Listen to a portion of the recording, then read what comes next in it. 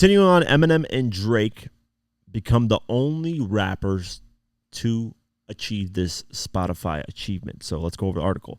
Eminem has now joined Drake as the only rapper to surpass 50 billion streams on Spotify, though he is still a ways away to catching up to the sixth god. On Monday, August 5th, Hip Hop All Day confirmed M hit a 50 billion point on the streaming platform, putting him in the company of just 6 other artists who have achieved this feat. Among them is Drake, who leads the pack with 101 billion all-time streams.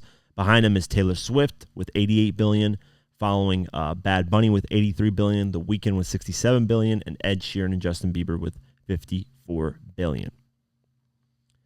Now, this is why I say Eminem is the greatest hip-hop artist, period.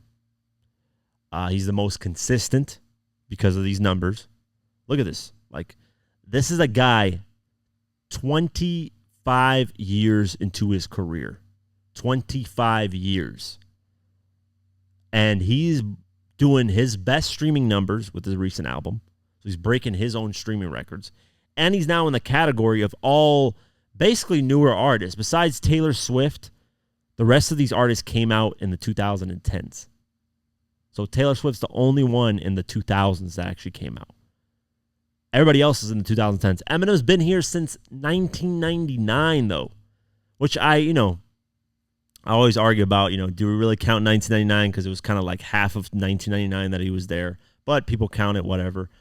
Regardless, 25 years. Jay-Z's not doing this. Nas is not doing this. Busta Rhymes is not doing this. Whoever's active currently in music is not doing this. Method Man, Rakim, no disrespect to any of those people. No disrespect to any of these artists that I'm mentioning. But they are not doing these numbers. Not even Lil Wayne. Lil Wayne's been the only one that you could say, hey, if he drops an album and it doesn't say numbers, he's been in it since the 90s, basically. Not really the main character, I guess, because he had Hot Boys and all that shit. But regardless, he's been in it for a long time. So Lil Wayne's probably the only one. But even Lil Wayne is not like okay, let's see. The last album Lil Wayne dropped, let's see what it did in numbers. I think it was the album where it's like Funeral or some shit like that. Let's see what it did in numbers. I think that came out in like 2022. I could be wrong. Oh, I'm a beast, man. I know my timing's on a lot of stuff. Funeral was the last album, 2020. Let's see what the numbers did on this.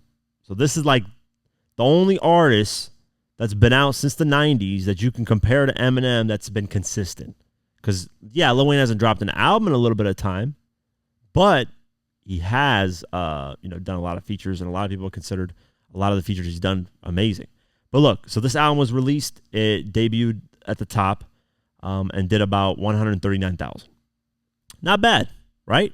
Not bad at all. But it didn't do fucking what Eminem did with, what do you do first week? 281,000. That's literally double what Lil Wayne did. More than double. A little bit more than double. And look at that. And we're talking about 25 years into his career. All you got to do is just give respect at this point. Because he has the biggest first week sales of a hip-hop album so far this year. The only person that comes behind him is the Metro Boomin and Future album, We Don't Trust You, with 251,000 sold. So Eminem's right now, unless Drake drops, which I can see Drake doing more than 281,000, I can see potentially J. Cole doing more than that, and Kendrick. Unless those three decide not to drop this year, which is, I doubt they probably will. I don't know about Kendrick, but I know J. Cole this year is probably going to drop his album. Like, I'm willing to bet. And I could see J. Cole doing more than 281,000. I could see him doing 300, 350, maybe even 400,000. I don't know. We'll see on that. What did Drake's last album, J. Cole's last album do? I don't even remember when that came out. It came out in 2021, I think. So it's been a minute. Yeah, 2021, the off season. Let's see. Yeah, I did 282,000. That's literally right where the Death of Slim Shady did. So I could see J. Cole doing potentially those numbers or a little bit higher, maybe 300, 350,000.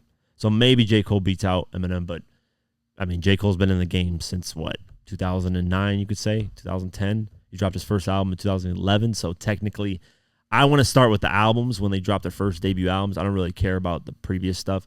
So Eminem dropped his debut album in 1999. J. Cole dropped in 2011. So J. Cole's only been in the game for, what, we could say 12, 13 years. Meanwhile, Eminem's in a 25-year run. Yeah, man, just shows the longevity of Eminem. Don't believe the hype on Jay-Z and these artists that people mention. Numbers don't lie. I don't care if he's white. I don't, because white has really nothing to do with it, to be honest with you. Yeah, has it helped him sell? Of course. More people in music can identify with him. So more white people buy albums as well. It's been statistically proven. So of course it's helped him. Even Eminem has acknowledged that. But this long, like for people that still care this long, you got to be dope. I don't give a fuck. Maybe at his peak you could say, "Oh, it's cuz he's white," and nobody really heard a white rapper like that. But to be doing it this long, it's not now just because he's white. It's because people actually fuck with the music, and the album's actually pretty good, man. It's to me, it's starting to become up there in the ranks. Like I gave it a 7.5 on my review, but I'm going to like 8 right now, and I might be going to 8.5, maybe even 9. I'm not gonna really throw it, but I'm officially changing my number from 7.5 to 8 right now. So that means it's a great album. It goes from good to great because I've been enjoying listening to this album as the week's been going on. But yeah, so round of applause to Eminem, man. Still doing it. And I think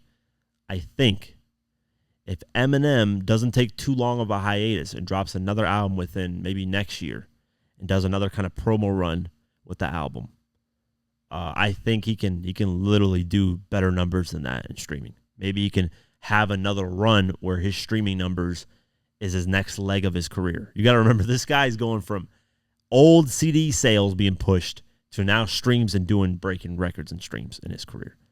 That is like insane longevity. So far, Eminem has the longest longevity in hip hop, period. Could I see Drake potentially breaking that? Yeah, because Drake is a lot more versatile. Drake can, sing, rap, do all these different styles. So Drake is like a chameleon. He can definitely, I think he can still have a long career. I mean, Drake's been in the game for Drake's about to reach 40 years old, so he's still fairly young. Eminem's just hit 50, 51 or somewhere around there. So M's got a whole 10, 11 years on him. So Drake can have another leg, at least another 10 years in his career, man. That's not doable. So Drake could be the one that could kind of match Eminem's longevity, but we'll see. We'll see as the years go on. But salute to Eminem, man. Big feat, big accomplishment, and there's nothing more you can say, man. You just give props where it's due. Kanye West, has been doing his thing as well, so I got to give props to Kanye West. But this Vultures 2, I don't think it's looking like it's going to do really that well in numbers. But he did earlier this year. He did a great thing, and he had, despite people blackballing him, he had Carnival go #1, all that. So Kanye gets his props too for having longevity. Despite really what ruined Kanye is himself. Like, he just opens his mouth and just talks about a bunch of shit, and then people kind of quote unquote cancel him, get mad at him for things. But had Kanye never done that type of stuff, at least stopped it to a certain point, right?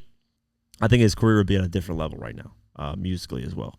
But Eminem doesn't get really involved in that. Yeah, he'll drop the Def Slim Shady, do a bunch of, say a bunch of words or stuff that could potentially get him canceled, but he kind of disappears, and then people kind of move on.